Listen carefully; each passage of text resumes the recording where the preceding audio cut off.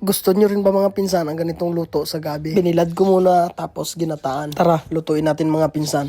Una ay nilinis ko muna ang mga gabi at binilad sa araw. Bali, isang araw ko rin ito binilad at medyo makulimlim dito sa amin. Kinabukasan nga ay nagkayad na ako ng nyog. Prepare ko na lahat ng mga kailangan para naman pagluto ko ay ilagay ko na lang kung anong mga kailangan ko. At nung nakumpleto ko na nga ay sinumulan ko ng magluto. Pinainit ko lang paglulutuan at nilagay ko na rin ang karne ng baboy. Belly part pa lang ginamit ko dito para may kaunting taba. Pinatuyo ko lang sa sarili niyang katas at pinalabas ang mantika. Ito ang magbibigay sarap sa ating ginataang gabi. Sunod kong nilagay ay ang luya. At nung naluto na ang luya ay sinunod ko naman ang bawang at sibuyas. Pinagsabay ko na. Inantay ko lang na lumabas ang aroma at pinagsama ko na. Magkasama pala sila habang nag-aantay ka. Ay aray ah.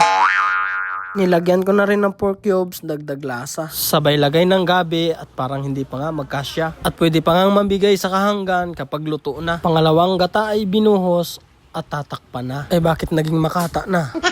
Inantay ko lang hanggang sa lumambot at inihaw na bislad ay mailagay na. Asin at magic sarap para sa kanyang masarap na lasa. Ayan at luto na. Nakalimutan na ang videohan ang paglagay ng unang gata na magpapalapot sa kanya. Pero hindi yan problema. Tara, kain na. At meron pang tosino para sa maarting kasama. Eh paano pinsan? Mag-follow ka na. Tapos na. Ako'y kakain na.